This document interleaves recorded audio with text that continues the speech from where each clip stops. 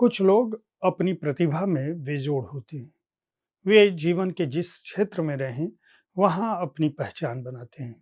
ऋत्विक घटक एक ऐसा ही नाम है, जिन्होंने भारत के सिनेमा को, भारतीय कला जगत को, भारत के संगीत को और सबसे बढ़कर आम आदमी की आवाज़ को, उसके जीवन को न केवल रुपहले पर्दे पर उतारा, बल्कि सिने संसार को वह सीख दी जिस पर आज भी दुनिया भर के विश्वविद्यालय के सिने छात्र, कॉलेजों के सिने और कला जगत के छात्र न केवल शोध करते हैं बल्कि उनके सिनेमा से बहुत कुछ सीखते हैं। नमस्कार, मैं हूं जयप्रकाश पांडे। आप देख रहे हैं साहित्य तक के बुक कैफे का एक दिन एक किताब कार्यक्रम। 6 फरवरी को ऋत्विक घटक की पुण्यतिथि है। सिने संसार की इस महान शख्सियत पर एक पुस्तक आई है, ऋत्विक घटक, नव यथार्थवादी सिनेमा का कलात्मक सर्जक। इस पुस्तक के संपादक हैं जाहिद खान और जय नारायण प्रसाद। यह पुस्तक दरअसल ऋत्विक घटक के जीवन को समग्रता में उपस्थित करती है। ऋत्विक घटक, जिनके पास ज्ञान का अथाह सागर था, कहानी लिखने से लेकर पटकथा लिखने तक, यहाँ तक कि निर्देशन और संगीत की समझ, सभी क्षेत्रों की मुकम्मल जानकारी ऋत्विक घटक के पास थी। जब ऋत्विक घटक का निधन हुआ तो मशहूर सरोदवादक उस्ताद बहादुर खान ने कहा कि एक दिन ऋत्विक उनके पास आए और उनसे कहा कि अभी तक मैंने सिर्फ पढ़ाई की है, मुझे संगीत भी सीखना होगा। और संगीत की उन्होंने तालीम ली अपनी फिल्मों के लिए। जब वे सिद्धहस्त हो गए तो एक दिन उन्होंने कहा कि मैं मैहर जाना चाहता हूं अलाउद्दीन खान साहब पर फिल्म बनाने के लिए। उनको कहा गया कि जब आप मैहर जा ही रहे हैं तो अलाउद्दीन खान साहब से कुछ तालीम और ले लीजिएगा। वे मैहर गए, शूटिंग शुरू की और बीच बीच में अलाउद्दीन खान साहब से संगीत की जानकारी के लिए उनके पास पहुंचते रहे। दरअसल यह पुस्तक ऋत्विक घटक के सृजन संसार को बताती है। पुस्तक बताती है कि ऋत्विक घटक न केवल एक प्रतिबद्ध फिल्मकार थे, बल्कि उन्होंने भारतीय सिने जगत और रंगमंच को ऐसा योगदान दिया जो आज भी मील का पत्थर साबित होता है। उनकी तुलना जीनियस फिल्मकारों में होती है। उनकी कई फिल्में, जिनमें नागरिक, मेघे ढाका तारा, कोमाल गांधार, क्लासिक सिनेमा की श्रेणी में आते हैं। सबसे बड़ी बात यह है कि इस पुस्तक के संपादक द्वय ने ऋत्विक घटक के जीवन के बारे में, उनके संसार के बारे में, उनके निजी संस्मरणों के बारे में, उनके मूल्यांकन के बारे में, उनके नमन के बारे में, उनकी स्मृतियों के बारे में, उनके साक्षात्कार से लेकर उन पर आलोचकों की जो दृष्टि रही है, सब कुछ इसके अंदर शामिल किया है। पुस्तक का जो पहला अध्याय है वह इस बात से शुरू होता है कि ऋत्विक घटक जरूरी क्यों है। इसमें गौतम घोष का प्रकथन एक तरह का है कि ऋत्विक घटक होने के मायने क्या हैं। जाहिद खान ने इस बात का उल्लेख किया है कि उनका चिंतन अपने देशवासियों के प्रति था। जय नारायण प्रसाद का कहना है कि उनके काम को इस तरह से जाना चाहिए। धरोहर खंड में ऋत्विक घटक के निबंध हैं, उनके आलेख हैं और उनके वक्तव्य हैं। सिनेमा के बारे में वो क्या सोचते थे, सिनेमा में जो प्रयोग उन्होंने किया उसको लेकर उनकी क्या दृष्टि थी, सत्यजीत राय के बारे में उन्होंने क्या सोचा था, बिजन भट्टाचार्य के बारे में वो क्या कुछ सोचते थे, और जननाट्य में जो प्रतिध्वनियां भूतकाल की व्याप्त होती थी उस पर उनका आलेख इसमें शामिल है। ऋत्विक घटक परिवार उनके साथी कलाकारों की दृष्टि में क्या थे, फिल्मकारों की दृष्टि में क्या थे, एक दृष्टिकोण भी इस खंड में है जिनमें बहुत बड़े दिग्गजों ने लिखा है, जिनमें सत्यजीत राय, महाश्वेता देवी, सलील चौधरी, खालिद चौधरी, उत्पल दत्त, विश्वजीत, अनिल चटर्जी, सुप्रिया देवी, गुलजार, मणि कौल, सफदर हाशमी, अडूर गोपालकृष्णन, नीतीश रॉय,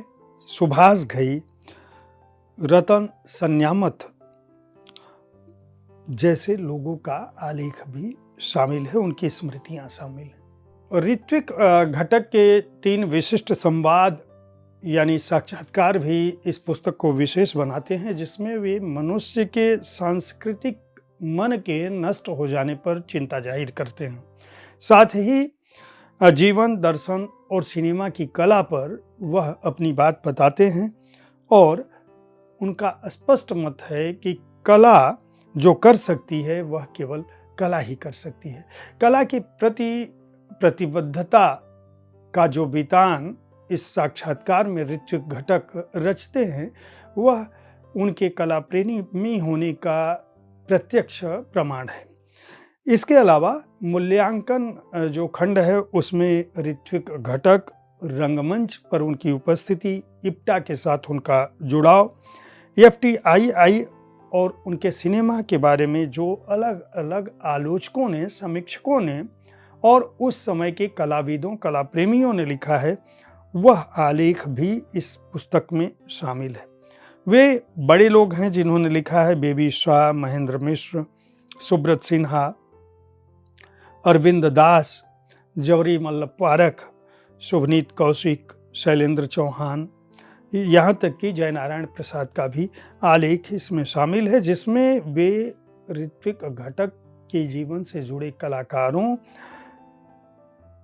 जो लोग जीवित हैं उनके साथ जिन्होंने काम किया है, उन सब पर बात करके ये मूल्यांकन खंड लिखा है। ऋत्विक घटक विचारों के आईने में फिल्मकारों और फिल्म क्रिटिक की नज़र में ऋत्विक घटक क्या थे, बांग्लार बंग दर्शन क्या है, ऋत्विक घटक की फिल्में क्या रही हैं, शॉर्ट फिल्म क्या थी, डॉक्यूमेंट्रीज क्या थी और कौन सी किताबें उन्होंने लिखी, यह भी इस पुस्तक को खास बनाता है। ऋत्विक घटक के बारे में सलील चौधरी कहते हैं कि वे जलती हुई रूह का नाम थे, एक ऐसी रूह जिसने लोगों के घर संसार को, उनके विस्थापन को, उनकी बेवतनी को न केवल जीवंत किया बल्कि उनके दुख दर्द को अपनी तरह से जिंदा रखा।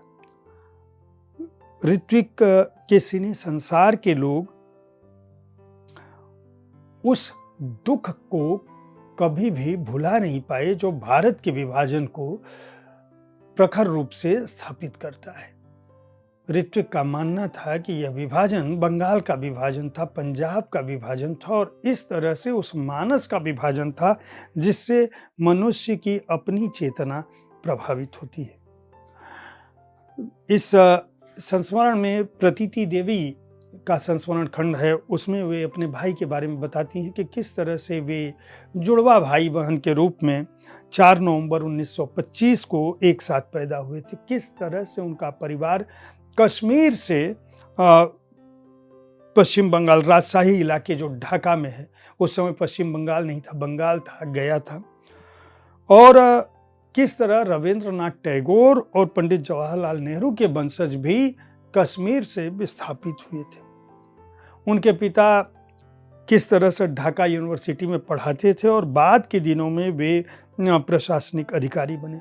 संगीत, कला, प्रकृति से किस तरह से ऋत्विक घटक का जुड़ाव हुआ, किस तरह वे अपनी बहन के लिए इतने ज़्यादा उनसे लगाव था कि एक बार जब वह बीमार हुई थी तो पागलों की तरह से वे घर का सामान तोड़ते फोड़ते थे, हालांकि वह उनका बचपन था। महाश्वेता देवी का यह दुख भी इस पुस्तक में शामिल है कि जब ऋत्विक थे तो मैं उनका महत्व नहीं जान सकी। सत्यजीत राय का कहना था कि विभाजन की त्रासदी से जन्मे थे ऋत्विक घटक। गुलजार साहब कहते हैं कि मुझे जो है ऋत्विक घटक हमेशा एक दार्शनिक की तरह से, एक सुकरात की तरह से नजर आए। और जब मैं पहली बार बोले कि बिमल राय के साथ मिले थे, बिमल राय जो है गुलजार को गुलजार कहते थे और चूँकि बांग्ला ज़बान जानते थे तो साथ काम करना था, वहीं इनकी मुलाकात ऋत्विक घटक से हुई। और गुलजार का कहना है कि जब पहली बार मेरी मुलाकात हुई तो मुझे लगा कि मेरा सामना एक बड़े दरख्त से हो गया है। वे राजकीय और दैवीय प्रतिभा से भरे हुए थे।